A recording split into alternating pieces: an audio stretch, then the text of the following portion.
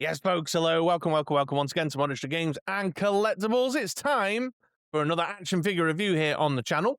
And as you can see on the screen in front of you right now, today's installment is going to be taking a closer look at the Nacelle Toys Star Trek Captain Jellico figure from Wave 1 of the line. So stick around, folks. I'm going to give you all the ins and outs, ups and downs that you need to know about Captain Jellico. So if you've been thinking about picking one up for yourself, you can make a nice informed decision. I'm going to kick things off by taking a look at the packaging on the day this figure arrived on my doorstep. Then we'll get into the figure itself, talk about the aesthetic and the visual experience, run down the articulation and posability, have a look at all the accessories and decide whether they're added value, pop him next to a couple of other lines to get a kind of sense of the scale, and then finish up with a nice 360 view of the figure. And with all that said and done, you should have loads of thorough information to know whether this is the guy you want to crack your purse or wallet open for.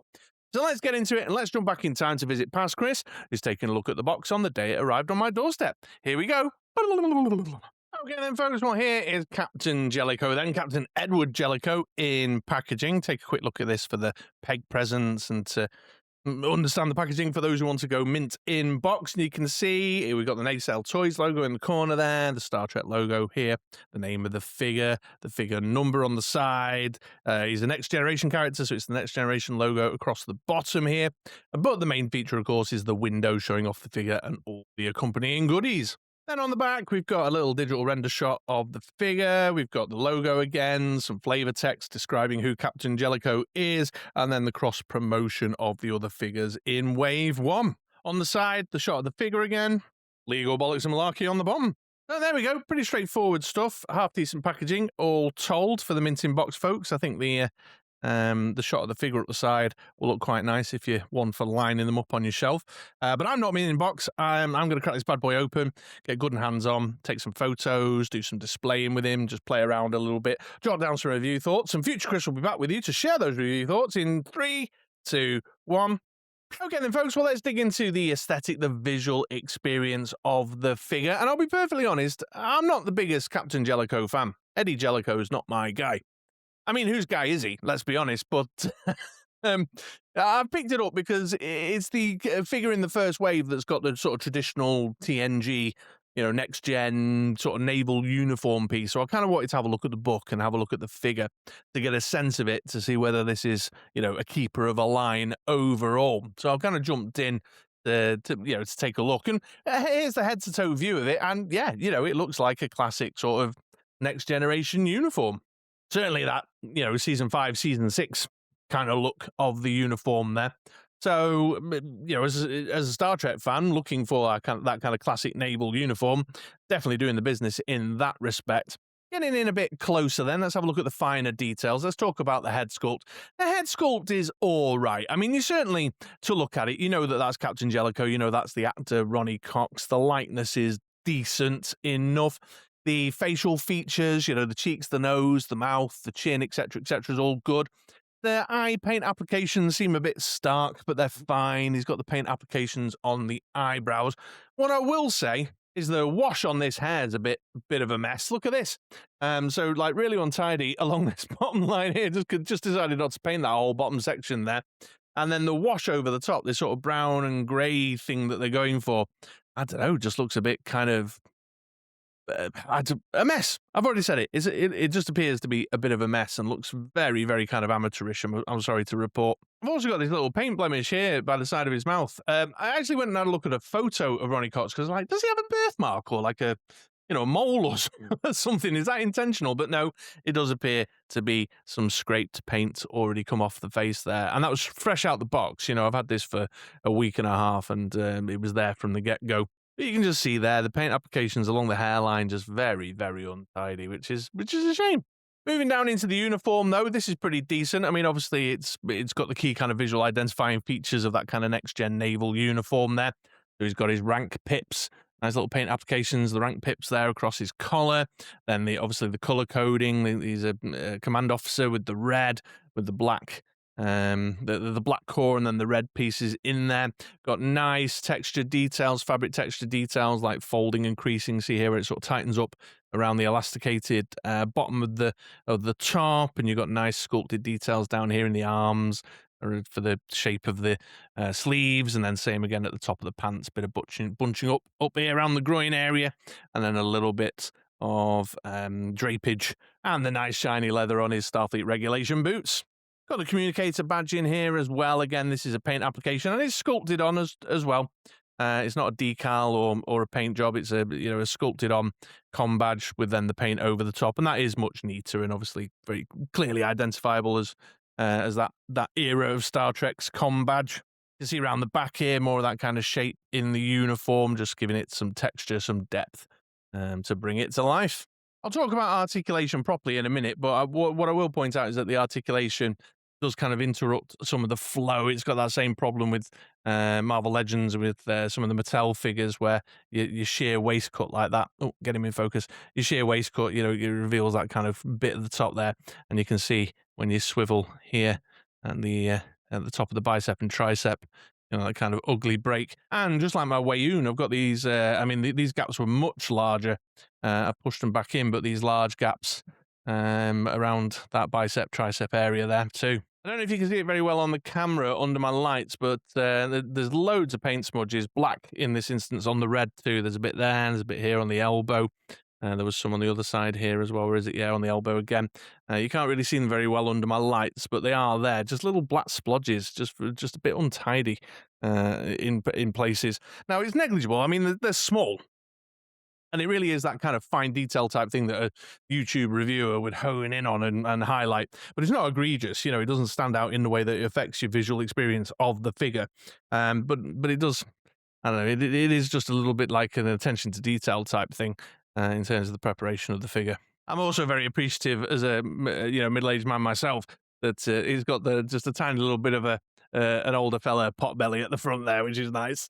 I don't know if some of the more athletic, younger officers, when they get a release later down the line, will have that shape too. But for now, it seems like he's got just his little kind of pot belly bulge as he's coming on in years, which I appreciate that. That attention to detail. Another little thing, you might not be able to tell so much under these bright lights that I'm using for my little recording area here, but the red of the sleeves is slightly different to the red of the main body. Again, it's negligible. It's only slight, but you do notice it a wee touch. But your mileage will vary with that. Again, I'll reiterate, toy tuber honing in on nitty gritty stuff to to fill out a review. Overall, though, aside from those kind of niggly kind of minor QC bits around the paint applications and whatnot and the color schemes, it's a good figure, aesthetically, for creating a Star Trek Next Generation display. That core naval uniform book seems pretty solid to me. Yeah, I like the sculpt on it. The head's all right. I wouldn't say it's amazing compared to some other stuff, but I also wouldn't say it's pit awful by any stretch of the imagination. It's decent, it's solid. So overall, it's okay. I'm going to give it a kind of around a 10 o'clock, a 10 p.m. Not a full thumbs up, but definitely not a full thumbs down. About a 10 p.m. for me.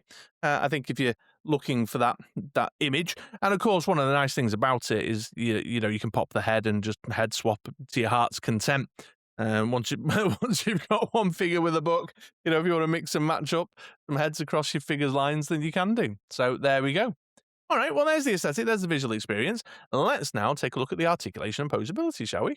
And a quick disclaimer before we carry on, ladies and gents. If you're not one for watching articulation rundowns on reviews, I've put chapters in. There's timestamps. You can jump straight ahead to take a look at the rundown of the accessories and added value. However, if this is the first Nacelle Toys Star Trek figure review you've watched, or you want to know if there's any particular quirks, etc., then stick around. I'll run you through it, and I'll get started with the head. And we've got a ball at the base of the skull and a ball inside the neck there, giving pretty decent down, pretty decent up, all the way round, full 360, and loads of sort of tilting and swiveling and nodding and your quizzical side glances and what have you. Ready to go? Moving down into the shoulders, it's a peg and a hinge at the shoulder point, so you can go all the way around, full 360, and you can T-shape him out to there. No butterfly joint, which is a little bit of a shame. I'll talk about that in a minute. Then we've got the swivel at the top of the bicep and tricep. You've got a pinless double elbow that will get you up to there. And then pegged in hands, which can move around at the wrist point. And all the hands, including the hand swaps, are forward and back hinges like so. Nothing in the torso, no hinge, no barbell joint. And then, as I mentioned before, you've got the shear split for the swivel at the waist. Super ugly, these. I'm not the biggest fan. Give me ball joints, every line. Come on. Then you got balls either side for the, the hip and groin area. You can get him forward a bit like that, get him back a bit like that. Full, full Russian ballet splits like so. Swivel at the top of the thigh there. Pinless double knee, that'll get you up to there. And then I'm not too sure what's going on in the feet, but it can rock and hinge within the limits of the the way the trouser sculpt, the drape of the trousers comes down there. What I will say is super loose, super loosey goosey. Look how loose these are. Although it hasn't affected his ability to independently stand, so I'm not sure. I tried to peek. I think it's a ball. There's a ball in the ankle. But I could very well be wrong, and if I am, someone let me know in the comments down below. So the articulation is underwhelming a bit, really. Judging it by the standard of its contemporaries, this Nacelle Toys Star Trek line, in the price bracket that it's in, when I think about the other lines I collect, like Marvel Legends, G.I. Joe Classified, Fresh Monkey Fiction stuff, Jada Toys, etc., it's just not meeting the same standard of its contemporaries, of its peers in the price bracket that it comes in. Now, it makes up for it in other places. We're about to have a look at the accessories and added value, but the lack of anything going on in the torso and the sheer cut across the middle. Marvel Legends, you sort of pass it because it's about consistency with the way they set the stall out with the line years ago. Whereas this is a brand new line out the gate. It should really be a ball joint waist. I don't know. And the absence of the butterfly joint in the shoulders just means it's tough when you just want to do things like put their hands behind their back in a kind of standing at ease pose. It looks weird. It looks like you're angling it wrong, and I don't know. And I had his phaser out with him, and I was trying to show him shooting, and I sort of swiveled him like this, and I don't know. The body shape just doesn't feel right without that extra sort of space of articulation in here with that you could have got with maybe a barbell joint and a ball joint waist and a butterfly in the shoulders. So this whole torso area is just like really letting it down, really letting it down. However, it's not entirely limited. You can kind of put together a little bit of something interesting in terms of posing them up for the purposes of display or taking a photo. So it's not without its charms for sure. But I'm like I say, to reiterate, I'm judging it by the standard of its contemporaries. The peer lines are the same price bracket. So there you go. So yeah, thumbs down on articulation. I think I'm going full thumbs down. Sorry, folks. Okay, well, there's the articulation posability. Let's now take a look at the accessories and added value, shall we? And to get this started, we've got a couple of kind of like, regulation issue Federation pieces of kit. Got his handheld phaser here and his pad there, his data pad, coming with the figure. The phaser's nice, nicely sculpted, screen accurate with all the different coloured buttons and displays and whatnot, and the black grippy section and such like. So it's, in line with what your memories, your mind's eye memory has of these. It looks to scale as well in the figure's hand. Bit tricky, bit awkward to get in his hand in a natural shooting position. But obviously the design of the phaser is the design of the phaser. And I actually think it's more of an articulation problem without the things like torso articulation. I couldn't make it look like he was sort of naturally holding it out to shoot. So it's not really a problem with the phaser because that's nicely sculpted, looking good.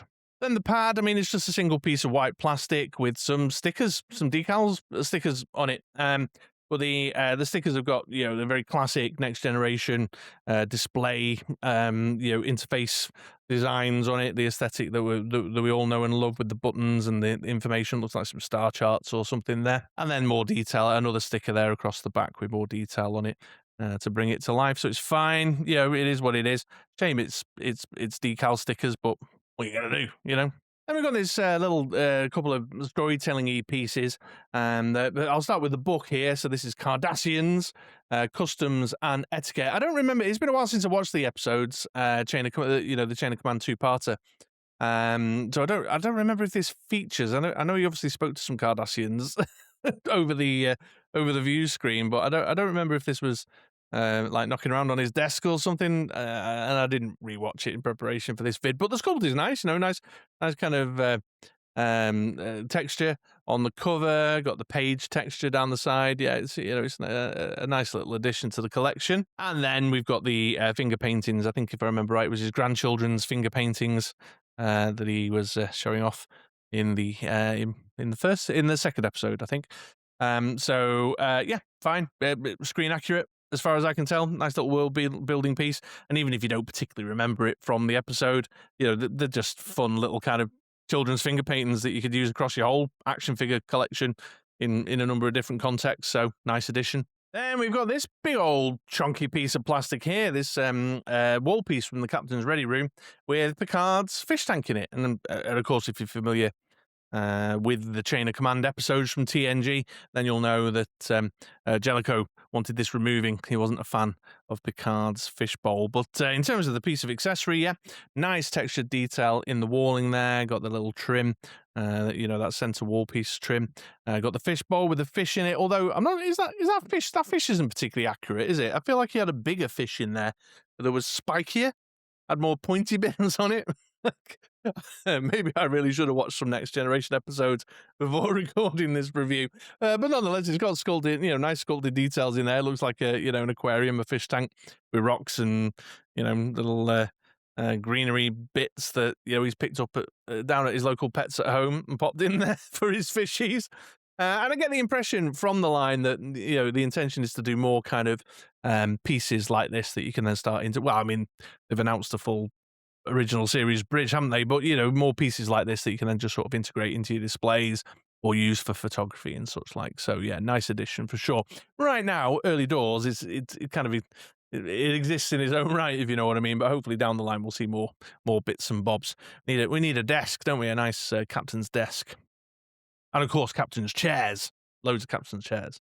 And then finally, we've got a suite of hand swaps. 2 grippy hands, 2 trigger gun holdy hands, and then the corresponding open palm hand and closed fist hand to the ones that were on him coming out of the box. Ignore the dog hair at the back. I was playing with my dog before.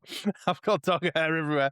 But definitely into this. I mean, limited use with the figure right now as it stands, but I like that kind of future-proofing. That as time goes on, as your collection grows, as you get more and more accessories and you want to, mix and match and chop and change and do things with your figures, you're not then limited by the hands that came with these earlier figures against what you might want to mix and match with them later on. So that's fine. It's a bit of a fiddle sometimes. Like I've got the book in his hand, and I did all right with the pad and the phaser. The phaser's a bit awkward, as I said before, but yeah, I'm always down for a line that gives you a good selection of hand swaps for sure. So yeah, definitely a thumbs up on the accessories. A solid selection there. Where the money that they have saved on the articulation, they have chucked in on the accessory selection. I mean, look at that big old chunky piece of plastic with it there. And it's world buildery stuff as well. Yeah, and it's usable across your line. Obviously your regulation federation stuff. I'm sure.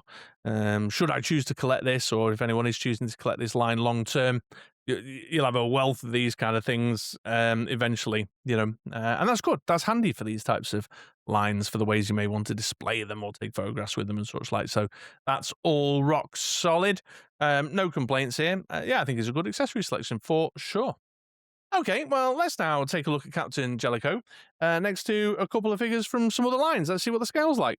And I'll start things off with the only other Nacelle Toys Star Trek figure I picked up from this first wave Wayoon here. So there's a Vorta next to a Starfleet officer. Grabbed a Star Wars Black Series. Here he is next to Boba Fett. Here he is next to an Indiana Jones Adventure Series Dr. Henry Jones. Here he is next to a Marvel Legends Jimmy Woo. I'm going to have to hold because I can't get these bloody awful smart-shoed Marvel Legends figures to ever stand.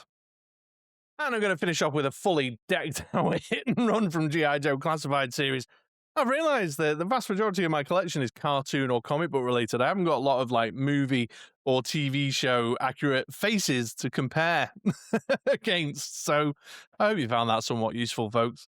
All right, then, folks, well, here is Captain Jellico there making his way around on the turntable so you can get a nice 360 look at the figure. And while you're eyeing that up, I'll offer up some final thoughts.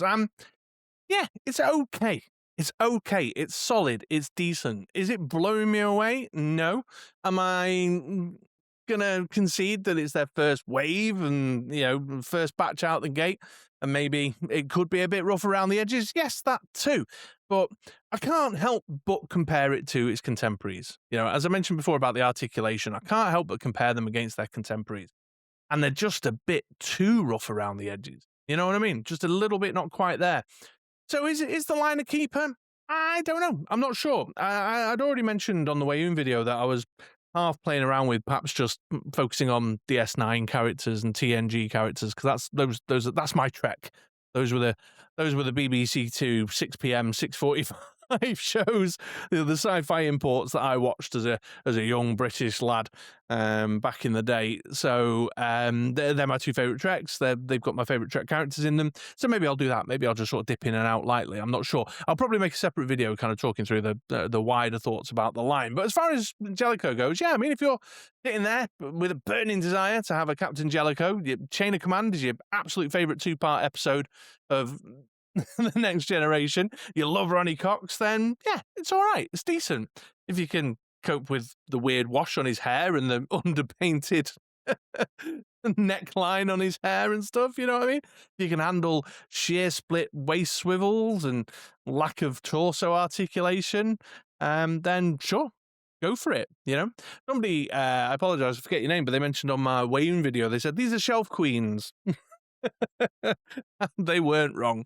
You know, you kind of find your little pose and you pop them on the shelf, and that's the end of that. I don't know if they're quite appealing to me as someone who likes to man-child play a lot, you know, get his kiddleting in and take lots of photos of his figures. And I'm not sure they're leaning enough with the articulation into that space there.